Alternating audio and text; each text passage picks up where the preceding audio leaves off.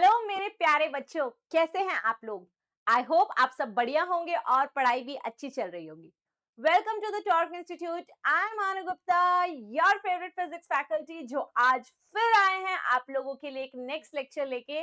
जिस लेक्चर में हमें करना क्या है, देखिए बेटा, ऑलरेडी हम लोगों ने क्या डिस्कस किया था। वर्क एंड एनर्जी चैप्टर का जो एक्सरसाइज वाला पार्ट है वो हम डिस्कस कर रहे थे। रिमेंबर? यस। तो हम लोगों ने इससे प्रीवियस लेक्चर जो किया है उसमें हमने एनसीईआरटी क्वेश्चन का डिस्कशन किया है फ्रॉम क्वेश्चन नंबर 1 टू 10। आज की क्लास में हम लोगों को क्या करना है, जो आगे वाले क्वेश्चन है यानी कि क्वेश्चन नंबर 11 से 21 के जो एनसीईआरटी के सवाल हैं वो हमें डिस्कस करने हैं। देखो, जो भी क्वेश्चंस अभी तक हमने डिस्कस किए आपको देख के बिल्कुल आराम से समझ में आ रहा होगा कि जो मैंने थ्योरी कराई थी, है ना, उस थ्योरी के बेसिस पे हम कितने इजीली ये सारे क्वेश्चंस कर पा रहे हैं। और मैंने तो थ्योरी आपको इस लेवल की करा दी है बेटा, आप तो कॉम्पिटिटिव लेवल के क्वेश्चंस भी उठा के देख लो, वो भी आप सॉल्व कर लेंगे। सही बात है। तो इस लेवल की प्रैक्टिस हम लोग कर चुके हैं कि आपको एनसीईआरटी से तो एकदम डरने की जरूरत नहीं है। एकदम हलवा सवाल है, एकदम इजी सवाल, फॉर्मूला बेस्ड क्वेश्चन, दिमाग ही नहीं लगाना ज्यादा। सही है ना। तो बेटा एनसीईआरटी तो बहुत ही आसान है, वो हम सारे डिस्कशन कर रहे हैं। अगर जिन बच्चों ने अभी तक पहले वाला जो लेक्चर है वो नहीं देखा है और आपको देखने हैं पहले वाले क्वेश्चंस, तो मैं क्या करूंगी, आपके डिस्क्रिप्शन में, यहाँ पे ये जो डिस्क्रिप्शन होगा इसमें आपको प्रीवियस लेक्चर का लिंक डाल दूंगी। आप पहले वाले देख लेना कंटेंट को और उसके बाद फिर आज का आप शुरू कर सकते हैं। समझ में आ गया? ओके, ठीक है। और बेटा अभी स्टार्ट करने से पहले सब बच्चों से रिक्वेस्ट है, आप लोग जरूर मेरा चैनल सब्सक्राइब कर ले जिसने अभी तक नहीं किया है, so that you can get the notification. जैसे ही मैं नेक्स्ट लेक्चर अपलोड करूंगी आपके पास आ जाएगा, क्योंकि अभी भी 9th क्लास फिनिश नहीं हुआ है। और सबसे अच्छी बात मैं बताऊं आपको, अगला वाला जो लेक्चर आने वाला है that will be on simple machines. Yes, आपको पता होगा कि जो 9th क्लास है ना, 9th क्लास में इस साल सिलेबस अपडेट हुआ है और अपडेटेड सिलेबस में उन्होंने एक नया चैप्टर ऐड कर दिया है, सिंपल मशीन्स। तो वो चैप्टर भी हम लोग पढ़ने वाले हैं। बेसिकली वो चैप्टर नहीं है, वो टॉपिक है जो इन्होंने क्या किया, वर्क एंड एनर्जी जो आपका चैप्टर है ना, इसी के अंदर डाल दिया है। ठीक है, अभी तक बुक्स वैसे मार्केट में आई नहीं है, बट प्लान इसी तरह से है कि जो वर्क एनर्जी चैप्टर है उसी में एक टॉपिक डाल दिया जाएगा, सिंपल मशीन्स, और वो आपको करना है। ठीक है, तो अगला लेक्चर तो बहुत ही इंटरेस्टिंग होने वाला है, सिंपल मशीन्स का, जो इस साल आपके सिलेबस में भी जुड़ा हुआ है, काम आने वाला है। सो मेक श्योर आप लोग जरूर से चैनल को सब्सक्राइब कर ले ताकि आप लोग के पास नोटिफिकेशन आ जाए लेक्चर की और आप लेक्चर जरूर से देख लें, वेरी इंपॉर्टेंट। ठीक है, चल, now let's start the discussion of the questions. ये बेटा आ गया क्वेश्चन नंबर 11, जो क्या बोलता है, देखो ध्यान से। What is the work done by the force of gravity on a satellite moving around the earth? तो ये क्या बोल रहा है कि जैसे हम यहाँ देख सकते हैं, ये हमारा अर्थ है और अर्थ के आसपास क्या घूमती है, सैटेलाइट। तो ये बताओ कि जो फोर्स ऑफ ग्रेविटी है ना, उसकी वजह से वर्क डन कितना हो रहा होगा। What is the work done by the force of gravity on this satellite. तो बेटा एक चीज देखो, वर्क डन की अगर हम बात करें तो सबसे पहले तो हम वर्क डन के बारे में ये समझते हैं कि कभी भी फिजिक्स के हिसाब से हम बोलें कि बॉडी वर्क डन कर रही है, वो कब बोल सकती है, जब उस पर क्या लग रहा हो, फोर्स। ठीक है, फोर्स के साथ साथ उस पर डिस्प्लेसमेंट होना जरूरी है। और तीसरी बात, जो फोर्स और डिस्प्लेसमेंट है उनके बीच में एंगल 90 डिग्री नहीं होना चाहिए, ये थोड़ा सा हम ध्यान रखेंगे। अगर ये कंडीशंस तीनों ही सेटिस्फाई कर रही हैं, इन दैट केस ओनली हम कह सकते हैं बॉडी वर्क डन कर रही है। पहली बात क्लियर है? ओके, कि वर्क डन होने के लिए क्या जरूरी है, कि बॉडी पे फोर्स लगना चाहिए, बॉडी में डिस्प्लेसमेंट होना चाहिए, और फोर्स और डिस्प्लेसमेंट के बीच में एंगल 90 नहीं होना चाहिए। You got this? You got this? On the basis of that अब बताना है work done by the force of gravity. ठीक है, अब देखो ध्यान से सोचते हैं। ये जो है ना बेटा सैटेलाइट, ये क्या करती है ना, ये इसके अबाउट घूमती है ऐसे, एक सर्कुलर पाथ पे। सही बात है, ऐसे घूम रही होगी। ध्यान से सोचो, तो फोर्स ऑफ ग्रेविटी कहां लग रहा होता है, इस तरह से। सो this is the direction of force. और अगर मैं बोलूं सैटेलाइट के डिस्प्लेसमेंट का डायरेक्शन, तो बेटा डिस्प्लेसमेंट का डायरेक्शन हमेशा क्या होता है, टेंजेंशियल टू दिस, है ना, 90 डिग्री टू दिस। तो यानी कि देखो, फोर्स इस डायरेक्शन में है, डिस्प्लेसमेंट इस डायरेक्शन में है। फोर्स और डिस्प्लेसमेंट के बीच में एंगल कितना बन रहा है? 90 डिग्री। तो यहाँ क्या वर्क डन हो रहा है या नहीं हो रहा है? No, work done is zero, क्योंकि हमने कंडीशन में बोला था कि अगर फोर्स और डिस्प्लेसमेंट के बीच में एंगल 90 नहीं होना चाहिए, अगर हुआ तो वर्क डन होगा जीरो। तो इस क्वेश्चन का आंसर क्या आएगा? Work done by the force of gravity on the satellite will be zero. Got it? अब एग्जाम में क्वेश्चन आ जाएगा तो आपको कैसे आंसर लिखना है, ठीक है, उसके लिए अगर हम बात करें तो this is the way you need to write the answer. आप इस तरह से आंसर को लिखेंगे। If you want you can take the screenshot, नहीं तो आपको क्या मिलेगा बेटा, डिस्क्रिप्शन में पूरे के पूरे जो भी यहाँ पे आपको पीडीएफ नोट्स है ना, इस सब का पीडीएफ आपको मिल जाएगा, ठीक है, नोट्स में डिस्क्रिप्शन में आप देख लेना उधर, है ना, ठीक है। चलो, तो ये आपको आंसर लिखना है एग्जाम में। आ जाओ आगे। अगला सवाल क्या बोलता है? Can there be displacement of an object in the absence of any force acting on it? ये कह रहे हैं कोई बॉडी है, उसमें कोई फोर्स नहीं लग रहा, no force is acting, but still हम देख रहे हैं वो अपनी जगह से डिस्प्लेस हो गई है, ठीक है ना। वो क्या बोल रहा है, जैसे कि मान लो हमने कहा we have a body here, okay,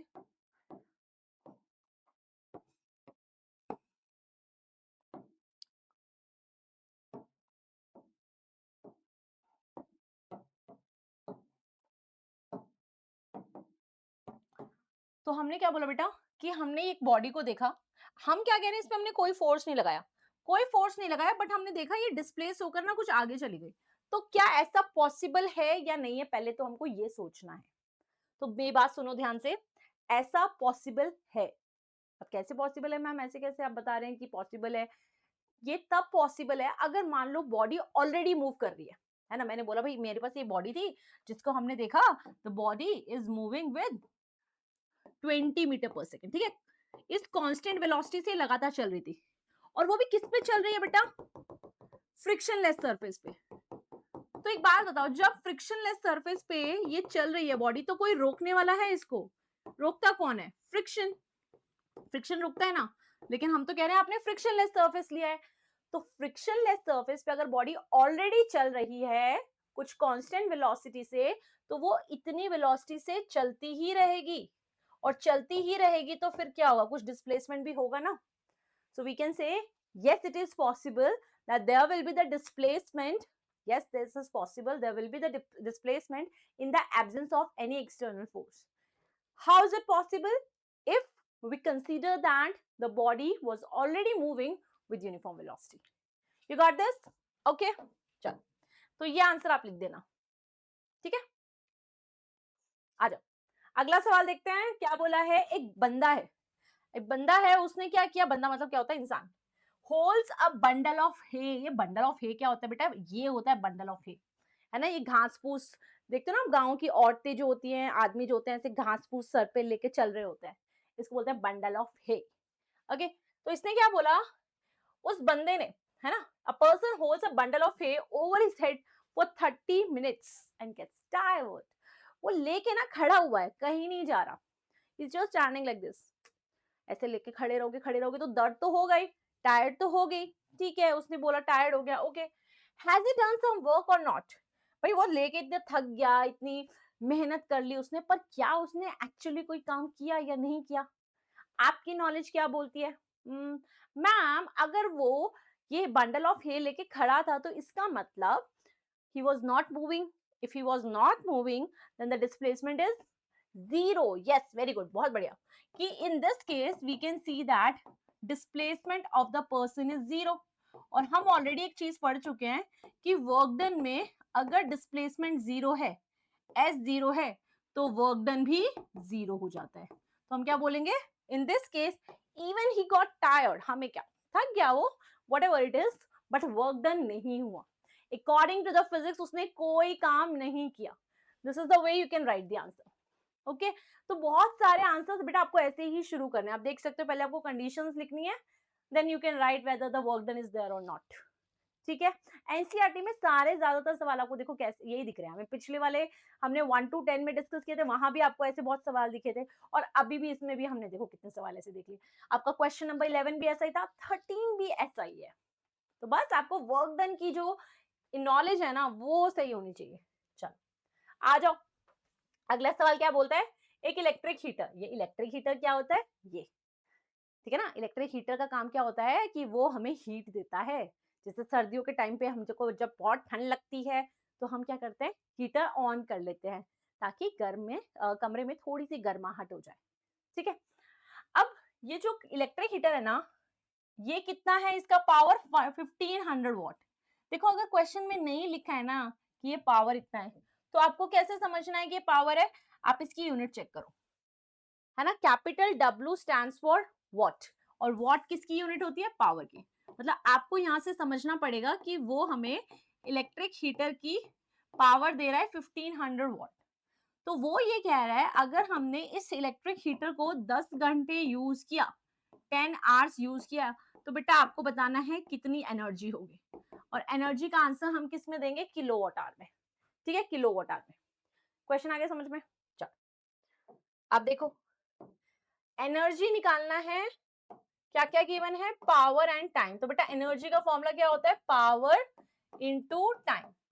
अब मैंने क्या बोला कि we will find the answer in terms of kilowatt and hour, but ये तो वॉट में गिवन है, कैसे कन्वर्ट करेंगे किलोवाट में, डिवाइडेड बाय 1000 करके। ठीक है, तो बेटा ये आ गया 1.5 किलोवाट।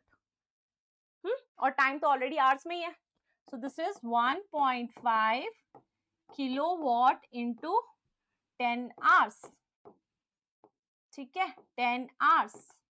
नाउ डेसिमल को कट करेंगे तो नीचे जीरो आएगा, ये जीरो से zero cancel, so we are getting what, कि जो आपकी एनर्जी पूछी गई थी उसका आंसर हम कह सकते हैं कितना आएगा, 15 किलोवाट आवर। ठीक है ना, इलेक्ट्रिक हीटर ने कितनी एनर्जी ले ली, 15 किलोवाट आवर। Got it. चल देखिए अगला सवाल। Okay, now the question is from the pendulum. Simple pendulum से सवाल है, क्या सवाल है, illustrate the law of conservation of energy by discussing the energy changes which occur when we draw a pendulum bob to one side and allow it to oscillate. Okay, why does the bob eventually come to rest? What happens to its energy eventually? Is it a violation of law of conservation of energy? क्या बोल रहा है, इसने बोला भाई हमारे पास एक simple pendulum है। सिंपल पेंडुलम कैसा होता है, मैंने क्या बताया था, एक रस्सी होती है, स्ट्रिंग होती है, उसके नीचे एक बॉल बंधी होती है, बॉल होती है, जिसको क्या बुलाते हैं, बॉब। बॉब द बिल्डर करके दिखाएंगे, याद कराया था ना, बॉब। तो ये जो बॉब है ना, आपने इसको यहाँ छोड़ दिया, यहाँ से क्या होगा, छोड़ दिया तो नीचे गिरेगी, तो ये बॉल नीचे आती है, रुकती नहीं है ना, चलती है, ये नीचे आई, फिर ऊपर, फिर नीचे। ये पता है कैसे, ये आपके झूले जैसा है, जैसे स्विंग होता है ना, अपन झूला झूलते हैं, झूला झूलो रे बरेली के बाजार में, समझ गए ना। तो ये जैसे झूला होता है ना, उसी तरह से ये हमारा इस तरह से ऊपर नीचे मूव कर रहा होता है।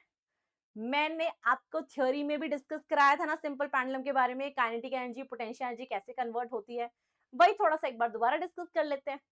ठीक है, अब एक और पॉइंट हमने नोटिस किया, इसने क्या बोला, इसने कहा कि ना थोड़ी देर बाद जाके ना ये रुक जाता है। ठीक है ना, थोड़ी देर बाद रुक जाता है, तो भाई इसका रीजन क्या है। ओके, चलो पहले तो मैं ना आपको सिंपल पेंडुलम थोड़ा सा सिखाती हूँ, याद कराती हूँ कि हमने क्या बात करी थी इसमें, है ना, एक बार थोड़ा सा रिमाइंड कर लेते हैं।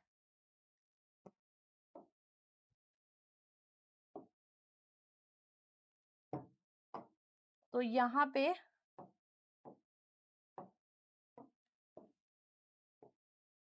ये बॉब है, ठीक है। अब हमने कहा देखो इस तरह से सेटअप होता है, पर मान लो आप इसको ना इधर ले गए, ऐसे मान लो इधर ले गए थे थोड़ा सा,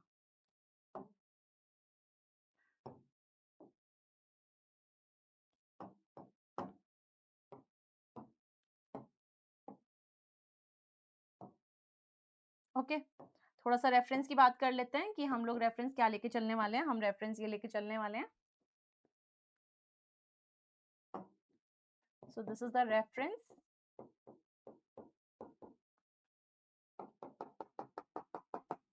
ओके, नाउ व्हाट हैपेंस, बेटा ये वाली जो पोजीशन है ना, ये बीच में पोजीशन होती है, इसका ना वैसे हमने एक नाम रखा होता है जिसको बोलते हैं मीन पोजीशन, है ना, इसको क्या बुलाते हैं, मीन पोजीशन।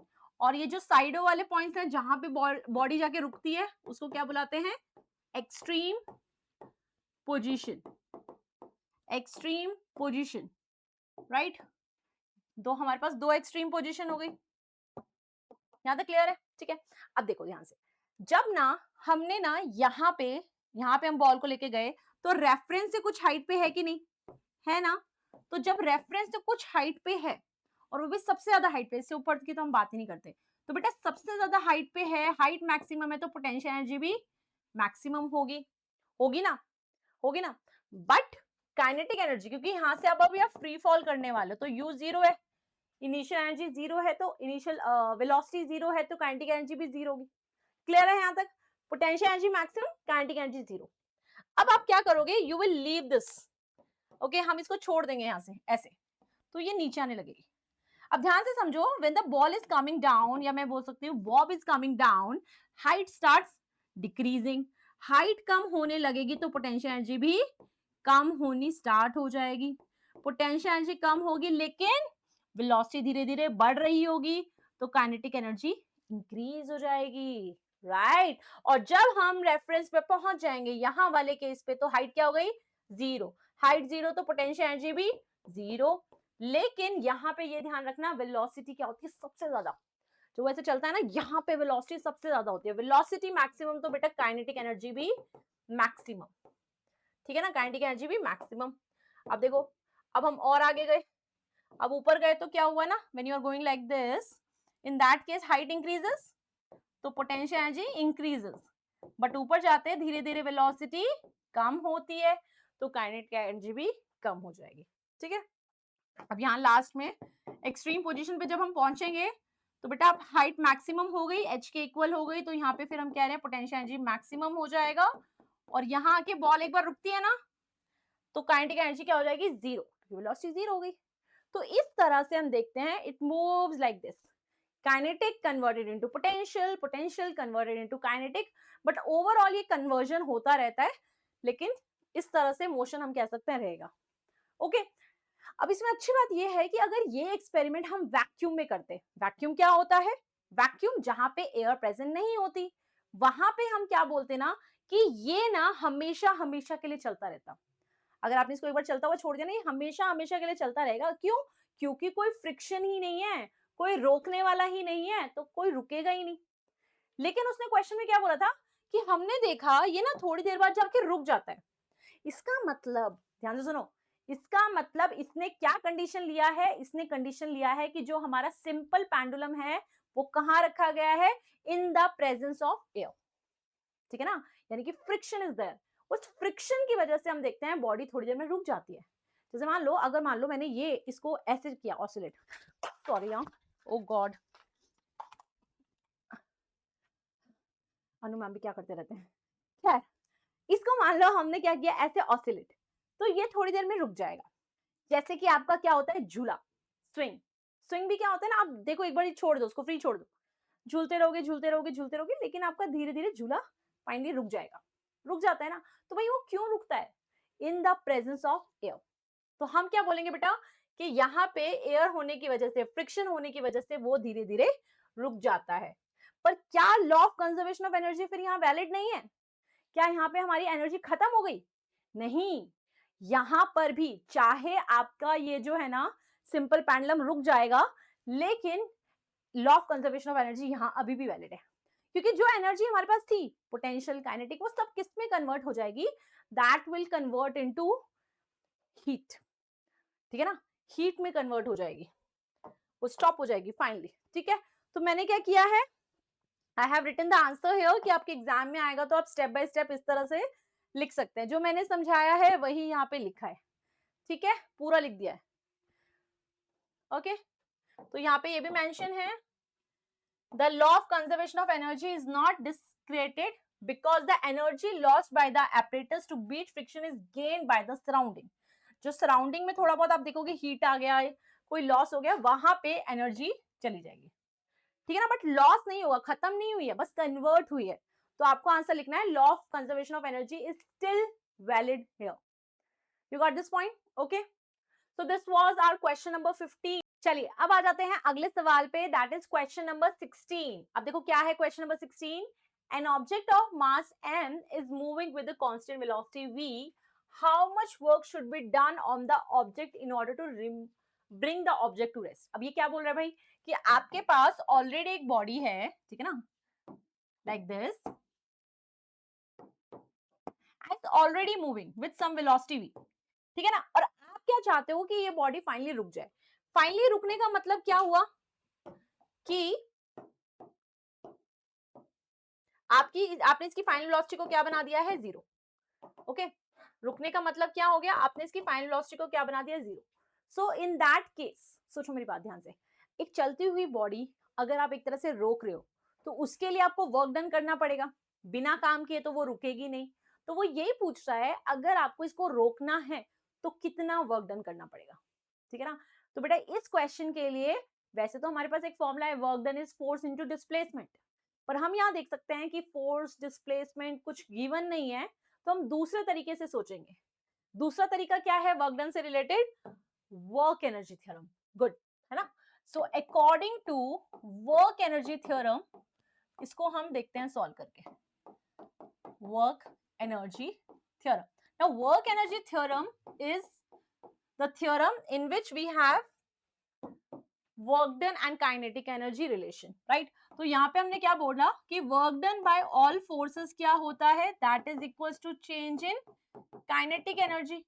यानी कि हम बोल सकते हैं final kinetic energy minus initial kinetic energy. बेटा देखो अब ध्यान से, ये जो बॉडी है ये फाइनली जाके रुक जाएगी ना, तो अब फाइनल काइनेटिक एनर्जी की बात करते हैं. तो बेटा फॉर्मूला क्या होता है, हाफ एम वी स्क्वायर. तो v जीरो है तो काइनेटिक एनर्जी भी जीरो हो जाएगी. इनिशियल काइनेटिक एनर्जी की बात करते हैं, फॉर्मूला क्या होता है, half m v square. Velocity कितनी है v, मास कितना है m, तो कितना हो गया, half m v square, right. अब देखो now we can say that कि कितना वर्क डन लगेगा, फाइनल काइनेटिक एनर्जी जीरो है और इनिशियल कितनी है, half m v square.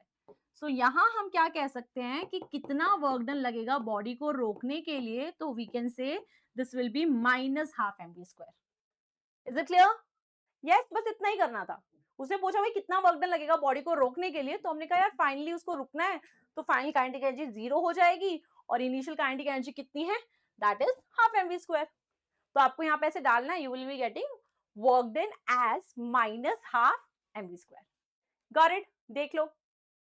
Okay, ये आपको आंसर लिखना है, आपके एग्जाम में आ जाता है. वैसे तो सबसे बेस्ट है बेटा, मैं बताऊं आपको, ये लिखो आप, आपको समझ भी अच्छे से आ गया होगा, है ना, कि कैसे मैंने लिखा, और ये लिखना आसान भी है, ठीक है. तो इसको ना ऐसे ना लिख के ना, बल्कि ऐसे लिखोगे तो ज्यादा इंप्रेसिव भी है और क्लियर अंडरस्टैंडिंग भी बन रही है, ठीक है. आइए अगले सवाल पे बात करते हैं. अरे क्या बात है, क्या गाड़ी है, आई लव दिस कार. आपको गाड़ी कैसी लगी, मस्त ना.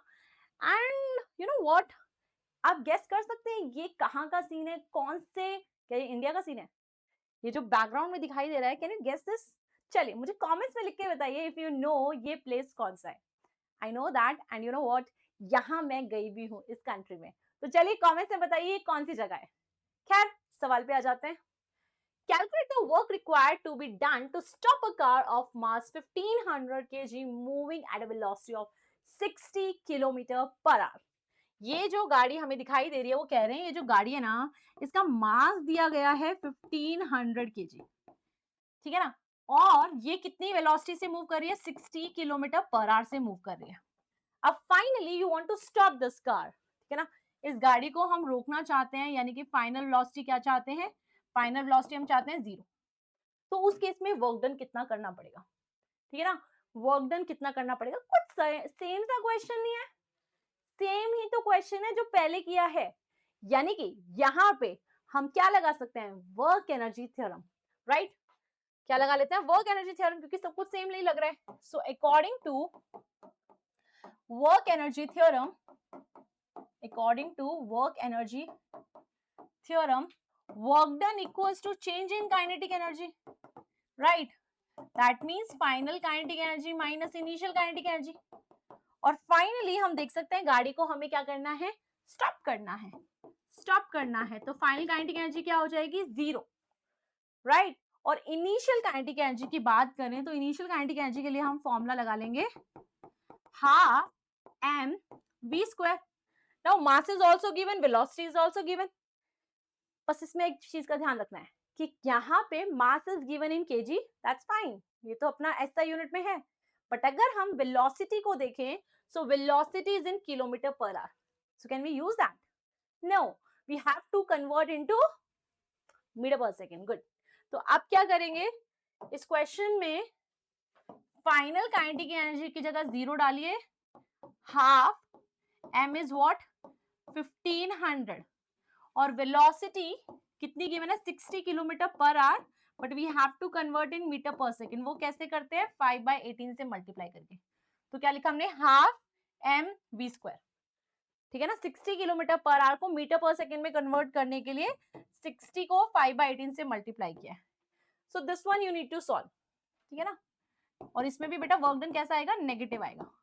सो 1500 इंटू 60 इंटू 5/18 इंटू 5/18 इंटू 60, तो ऐसे लिख लो, इंटू 60 इंटू 5/18, है ना, ऐसा भी लिख सकते हैं, ठीक है ना। तो अब आपको इसको क्या करना है, सॉल्व करना है। जो कट हो रहा है उसको कट करेंगे, एंड आपका जो वर्क डन आ जाएगा दैट विल बी -208333.3 जूल। तो this will be the answer. समझ में आया? मतलब अगर हमने वर्क एनर्जी थ्योरम सीख लिया ना, तो बहुत सारे सवाल हमारे बहुत इजीली बन जाते हैं। देख लो, है ना, इस तरह से हो जाएगा। करेक्ट। चल, कौन से क्वेश्चन पे आ गए, क्वेश्चन नंबर 17 हमने कर लिया है। Now let's move to the next question, question number 18। क्या है सवाल, देखिए ध्यान से। आपको यहाँ पे बेटा 3 फिगर्स दी गई हैं, जिसमें हम देख सकते हैं इस वाली फिगर में फोर्स ऊपर लग रहा है, डिस्प्लेसमेंट आगे हो रहा है, मतलब इनके बीच में एंगल कितना है, 90। इसमें हम देख सकते हैं जिधर फोर्स लगाया डिस्प्लेसमेंट भी वही हो रहा है, और तीसरे फिगर में हम देख सकते हैं फोर्स यहाँ लग रहा है और डिस्प्लेसमेंट इधर हो रहा है। तो बेटा इस वाले केस में तो एंगल कितना बन रहा है, 0 डिग्री। इस केस में कितना बन रहा है, 90 डिग्री। इस केस में कितना बन रहा है, देखो दोनों के बीच में एंगल कितना हो गया, 180 डिग्री। सही बात है। ओके, तो 3 ऐसी केसेस दिए हैं। अब इन्होंने ये बोला कि कौन से केस में वर्क डन पॉजिटिव होगा, किस में नेगेटिव होगा और किस में 0 होगा। सही बात है। अब ध्यान से सुनो, हमने क्या बोला था कि जब फोर्स और डिस्प्लेसमेंट के बीच में एंगल 90 होगा तो वर्क डन क्या होता है, 0। तो बेटा इसका आंसर करने के लिए ना, इस क्वेश्चन का आंसर करने के लिए हम सिंपल एक काम करते हैं, W equals to f s cos theta, जो अपना फॉर्मूला है ना वो लगा लेते हैं। उस फॉर्मूले में अगर हम पहले वाले केस की बात करें जिसमें थीटा कितना है, 90, एंड कॉस 90 आपको सिखाया गया कितना होता है, 0। तो यानी कि इस केस में वर्क डन भी क्या हो जाएगा, 0 हो जाएगा, ठीक है। सेकंड केस जिसमें हम देख सकते हैं दोनों के बीच में एंगल कितना है, 0, और cos 0 इज व्हाट, देखो cos 90 की मैं वैल्यू लिख रही हूँ, cos 90 is 0 and cos 0 is equals to 1 plus 1। तो बेटा यहाँ पे आपका आंसर क्या आएगा, f इंटू एस, यानी कि ये आपको कैसा वर्क डन देगा, पॉजिटिव, ठीक है ना, ये आपको देगा पॉजिटिव वर्क डन। तीसरे केस की बात करते हैं जिसमें एंगल दोनों के बीच में कितना है, 180, और cos 180 की वैल्यू कितनी बताई थी, दैट इज -1, -1। तो ये आप यहाँ डालोगे तो कितना आएगा, -fs, that means it will give you the negative work done, ठीक है, ऐसा लिख सकते हैं। बाकी आपको लिखना है स्टेटमेंट वाइज तो आप ऐसे लिख सकते हैं, ठीक है, ऐसे भी लिख सकते हो आपको लिखना तो आंसर। क्लियर? चल आ जाइए बेटा, अगले सवाल देखते हैं। This is question number 19 which says that Soni कुछ कह रही है। क्या कह रही है Soni? Soni says that acceleration in an object could be 0 even when third forces are acting on it. भाई वो कह रही है कि एक बॉडी हम उसने देखी, उस बॉडी पे ना फोर्स लग रहा है, फोर्स लग रहा है और फिर भी एक्सेलरेशन नहीं लग रहा। ऐसा पॉसिबल है क्या? पता है उसने ऐसा क्यों बोला? क्योंकि ना उसको ना ये चीज ध्यान थी कि अनु मैम ने ना अपने न्यूटन सेकंड लॉ वाला जो चैप्टर पढ़ाया था ना, Newton second law of motion पढ़ाया था ना, उसमें ना F इक्वल्स टू ma बताया था, ठीक है ना। और उसमें ये बताया था कि अगर अगर किसी बॉडी पे फोर्स लग रहा है, फोर्स लग रहा है तो फिर एक्सेलरेशन भी लग रहा होगा, और अगर किसी बॉडी पे फोर्स 0 होगा तो एक्सेलरेशन भी 0 होगा। इसलिए वो थोड़ी सी क्या है, कंफ्यूज है ना। तो अब बताओ आप कि भाई ऐसा पॉसिबल है कि बॉडी के ऊपर फोर्स भी लग रहा है, फोर्स नहीं लग रहा है, फिर भी एक्सेलरेशन है। फोर्स नहीं लग रहा है फिर भी एक्सेलरेशन है।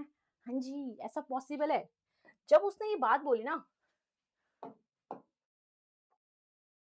हाँ, उसने एक्सेलरेशन को 0 बोला है ना? तो उसने क्या बोला कि भई एक्सेलरेशन 0 लग रहा है और बॉडी पे फोर्स लग रहा है। Force is acting on this, ठीक है? ऐसा कह रही है। तो ये देखो कैसे पॉसिबल है, जैसे मान लो अ, यहाँ पे एक बंदा खड़ा है, ठीक है? अब ये मान लो ये कौन है? It's you. अब क्या है ना बेटा, आप हो घर के चहीते। अब मम्मी भी आपको प्यार करती है, पापा भी बड़ा प्यार करते हैं। तो यहाँ पे आपकी मम्मी खड़ी हैं और यहाँ पे आपके पापा खड़े हैं।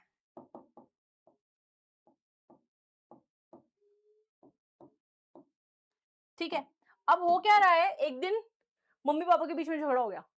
ये तो मेरा बच्चा है, मैं तो इससे ज़्यादा प्यार करता हूँ। और यहाँ पापा शुरू हो गए, नहीं, मैं इससे ज़्यादा प्यार करता हूँ। तो ऐसे में क्या हुआ ना, दोनों की खींचातानी शुरू हो गई और दोनों आपको खींचना शुरू कर गए। ये मम्मी आ गई भागते हुए आपके पास और कहती है, नहीं मेरा बच्चा है। फिर पापा आ गए भागते हुए, नहीं ये तो मेरा बच्चा है ना? तो दोनों ने आपको तेज-तेज खींचना शुरू कर दिया अपनी तरफ। इन्होंने भी अपनी तरफ खींचना शुरू कर दिया, इन्होंने भी अपनी तरफ खींचना शुरू कर दिया। तो ऐसे करके फोर्स लगा रहे हैं कि नहीं? अब हमने देखा यार, मम्मी अपनी तरफ 20 न्यूटन फोर्स से आपको खींच रही है और पापा भी अपनी तरफ आपको अपनी तरफ 20 न्यूटन से खींच रहे हैं। 20 न्यूटन से वो खींच रहे हैं, 20 न्यूटन से वो खींच रहे हैं। तो एक बात बताओ, आप कहीं इधर-उधर हिल पाएंगे क्या? नहीं ना, आप तो स्टक ही हो जाओगे ना यार। यहाँ से भी इतने फोर्स से खींच रहे हो, यहाँ से भी इतने फोर्स से खींच रहे हो, दोनों सेम फोर्स से खींच रहे हो, तो आप किधर जाएंगे? कहीं भी नहीं। एक्सेलरेशन क्या है? 0। पर क्या आपकी बॉडी पे फोर्स नहीं लग रहा? अरे यार मैम, क्या ही बताऊं, मेरे तो हाथ गए, है ना? मतलब बॉडी पे फोर्स तो लग रहा है, बॉडी पे फोर्स तो लग रहा है, बट नेट फोर्स 0 है। ये इंपॉर्टेंट पॉइंट है कि अगर बॉडी पे नेट फोर्स 0 लगता है ना, तब हम कहते हैं एक्सेलरेशन 0 है। तो हम ये नहीं कहेंगे कि बॉडी पे फोर्स ही नहीं लग रहा, हम कहेंगे कि बॉडी पे फोर्स लग रहा है। हम कहेंगे बॉडी पे फोर्स तो लग रहा है, बट नेट फोर्स 0 है, जिसकी वजह से एक्सेलरेशन 0 है। तो इसका मतलब सोनी जब ये बात बोल रही थी तो वो सही थी। She was right, she was right कि फोर्स तो लग रहा है बट एक्सेलरेशन 0 है। इन दैट केस हम बोल सकते हैं। ये बात समझ में आ गई आपको? चलो बहुत बढ़िया। आइए बेटा, क्वेश्चन नंबर 20 की बात करते हैं, जिसमें क्या दिया है, find the energy in kilowatt our. Energy निकालनी है किलोवाट आवर में, that consumed in 10 hours bye 4 devices of power this. तो बेटा टाइम दिया गया है 10 घंटे, पावर दी गई है 500 वॉट, एनर्जी पूछी है किलोवाट आवर में। तो सबसे पहली बात, एनर्जी क्या होता है ना? एनर्जी क्या होता है? Power into time. अब पावर जो है बट हमको तो चाहिए किसमें? किलोवाट में। तो किलोवाट में करने के लिए डिवाइडेड बाय 1000 करेंगे, करेंगे ना? तो अभी कितना आ गया, डबल जीरो से डबल जीरो कैंसिल, ये 1/2 हो गया। 1/2 का मतलब कितना हो गया? 0.5 किलोवाट। तो बेटा 0.5 किलोवाट इंटू 10 आर, डेसिमल काटो तो कितना आ गया? 5 किलोवाट आर। अब देखने वाली बात यह है कि पावर तो आ गई, but this is the power for one device, है ना? 5 किलोवाट आवर पावर किसके लिए? वन डिवाइस के लिए। और हमें कितने के लिए चाहिए? ध्यान से देखो क्वेश्चन में कि हमको कितने डिवाइस के लिए चाहिए? 4 डिवाइसेस के लिए चाहिए। तो हम कह रहे हैं भाई वन डिवाइस की 5 है, तो एनर्जी 4 डिवाइसेस क्या हो जाएगी? अरे मैम ये तो बहुत सिंपल है कि आपको क्या कर देना है, बस उसको 4 से मल्टीप्लाई कर देना है, तो उससे आंसर आएगा 20 किलोवाट आवर। तो इतनी एनर्जी हो जाएगी, है ना, for 4 devices and that too in kilowatt hour. That's it. Okay, ठीक है। चलो आइए, अब क्या क्वेश्चन है next? A freely falling object eventually stops on reaching the ground, है ना भाई? हमने तो ये बहुत बार देखा, ये कोई भी चीज जमीन पे गिरती है तो वो क्या हो जाती है? वो रुक जाती है ना। तो बस हम वही कह रहे हैं कि ये बॉडी जैसे ही जमीन पे पहुंची, ये देखिए, तो भाई वो रुक गई, वो रुक गई। रुक गई मतलब वेलोसिटी 0, वेलोसिटी 0 मतलब काइनेटिक एनर्जी 0, है कि नहीं? सही बात है। A freely falling object eventually stops on reaching the ground. What happens to its kinetic energy? पहले तो बॉडी के पास भाई एनर्जी थी, जब वो यहाँ पे था, है ना, ऑब्जेक्ट यहाँ पे है हमारा, तो वी कैन सी दैट इसके पास हाइट होने की वजह से पोटेंशियल एनर्जी थी। धीरे धीरे जब नीचे गिर रहा था तब उसके पास पोटेंशियल एनर्जी और काइनेटिक एनर्जी दोनों थी, ठीक है ना। और गिरने से, ग्राउंड पे जस्ट टच करने से पहले भी उसके पास काइनेटिक एनर्जी थी, पर ग्राउंड पे टकराते ही बॉडी वेलोसिटी जीरो अटेन कर लेती है और इसलिए काइनेटिक एनर्जी भी जीरो हो जाती है। तो बात ये है यार, law of conservation of energy तो ये बोलता है कि हमेशा एनर्जी कंजर्व रहती है, एक फॉर्म से दूसरी फॉर्म में कन्वर्ट हो जाती है। तो ये जो काइनेटिक एनर्जी जीरो बनी, क्या इसके बाद एनर्जी कहाँ गई? क्या वो खत्म हो गई? नहीं, यहाँ पर भी law of conservation of energy valid होगा। इसका मतलब जो काइनेटिक एनर्जी जीरो बनी है, तो इसका मतलब वो खुद जब जीरो बनी है ना, तो अपनी एनर्जी किसी को दे के गई है, किसी और फॉर्म में कन्वर्ट करके गई है। अब सोचो, जब बॉल नीचे गिरती है तो क्या टप से आवाज नहीं आती गिरने की? आती है ना। इसका मतलब ये जो काइनेटिक एनर्जी हमने बात करी, वो किस में कन्वर्ट हुई? एक तो साउंड में कन्वर्ट हो गई, जैसे वो नीचे गिरती है आवाज आती है, उसी के साथ हीट में कन्वर्ट हो गई। तो काइनेटिक एनर्जी खत्म नहीं हुई है, मतलब काइनेटिक एनर्जी से जीरो तो हुई, पर अपनी एनर्जी किसमें दे गई? साउंड और किसकी फॉर्म में? हीट की फॉर्म में वो एनर्जी दे के गई है, ठीक है ना। Heat energy and sound energy, इस तरह से आप आंसर लिख सकते हो। You understood my point? समझ में आया? सो ये थे हमारे 21 questions from the NCERT questions.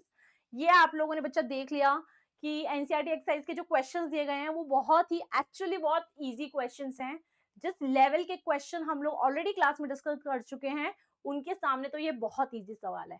तो ऐसे सवाल आपको से बन ही जाने चाहिए, ठीक है ना। मैंने आपको करा भी दिए हैं, स्टेप बाय स्टेप सबकी बात कर ली है कि कैसे क्वेश्चंस को सॉल्व किया हो जाएंगे। अब तो पक्का दिक्कत नहीं आएगी ना। मेक श्योर हर बच्चा अब फिजिक्स में फुल स्कोर करेगा। मैं कोई एक्सक्यूज नहीं सुनूंगी, आपके लिए मैं बहुत मेहनत कर रही हूँ। मैं चाह रही हूँ कि मेरा हर बच्चा फिजिक्स में टॉप करे, अच्छा सा अच्छा करे, फुल मार्क्स लाने की जरूर कोशिश करें, ठीक है ना बेटा। फुल मार्क्स लाने की कोशिश जरूर करें, कोई बात नहीं, थोड़ा बहुत चलता है, लेकिन अपनी साइड से बेस्ट कोशिश हम करते रहेंगे। ओके, चलिए बेटा, तो अच्छे से पढ़ लेना इस चैप्टर को, वर्क एनर्जी को। जैसा मैंने बताया था, नेक्स्ट वाले लेक्चर में हम सिंपल मशीन्स की बात करेंगे, जो बहुत ही इंपॉर्टेंट है, आपको कहीं मिलेगा भी नहीं उसके बारे में लेक्चर। तो मेरा लेक्चर जरूर से देखना, ठीक है। नेक्स्ट वाला लेक्चर बिल्कुल नहीं मिस करना है अपने को। You got this? चल, तो मिलते हैं नेक्स्ट लेक्चर में। टिल देन सभी बच्चे अपना ध्यान रखें, अच्छे से पढ़ाई करें, अच्छे से खाना खाएं। Take care, bye.